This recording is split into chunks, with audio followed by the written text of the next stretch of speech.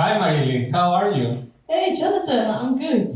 How are you? Good, thank you. I like your hair today. What shampoo do you use? Oh, thanks. I'm using the shampoo from Olaplex. Do you know it? No, can you show me? Of course. Let's take a look. Wow, 29 euros? That's a lot. I know it's a lot, but I think hair is really important.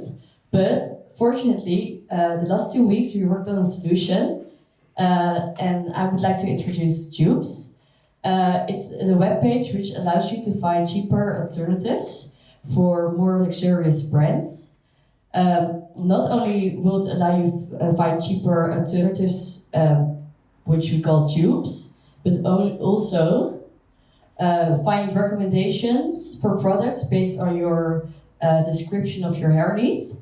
And on top of all of this, our webpage allows us to see if the product we picked is actually worth the price. For example, the Olaplex shampoo was 30 euros, and it will decide our model we built if it's actually worth the 30 euros or based on the ingredients it's worth less or more. What better way to show you how it actually works? So let's do a demo.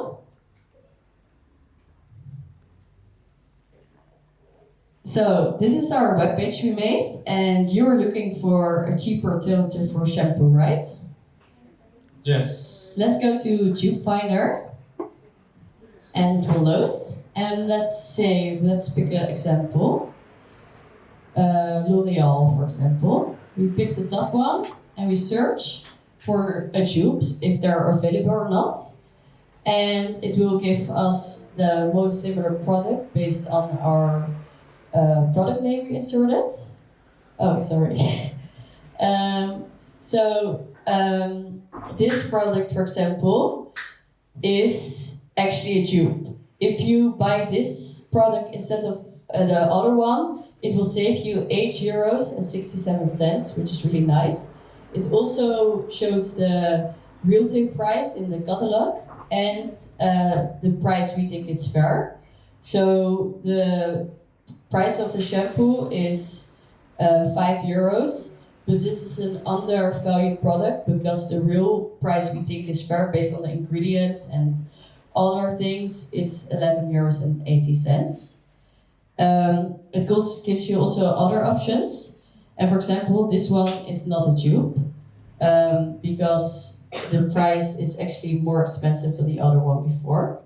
Do you want to find a recommendation based on your hair type? Yes. What if I want to give my sister a gift or a present for Christmas? So I can go to recommendations and look for one shampoo depending on her style. For example, curly hair, and she has problems with moisturizing. So let's look for that. And what you are looking right now in the screen are different options of shampoos that are related to that search. I can get the name, a description of the shampoo, also the actual value of the shampoo in the stores, and accordingly to our analysis, the fair price that it would be for that shampoo depending on the ingredients. And we can look for many other options and look if they are undervalued. So right now, Francisco is going to teach you how we do it. Okay, so how this is done, what is happening like under the hood in our application. For example, for both the product description search and the ingredient search, what we did is like we employed an embeddings model. What does it do? For example, in this case, all the data that we have, ingredient description is text, and the computer, the computer works with numbers, not with text. So what the embeddings model does is that it transforms the description or the list of ingredients, depending on the application, it passes through an embeddings model, and that generates, vectorial representations of the data. So for example, in this, little diagram, we can see, for example, this vector representation is based on meaning of the words. For example, you can see we have the vector of color, for example, here, And around the vector of color, you can see related terms, for example, such as green, for example, as red, ruby, you know. And that's the way that we find for similarity in this application. Go next. So what we have used in this case is ChromaDB. It's a model for embedding that allows to store the embeddings. So how do we perform the search? For example, when you look for recommendations, you type, you know, the things that you are looking for.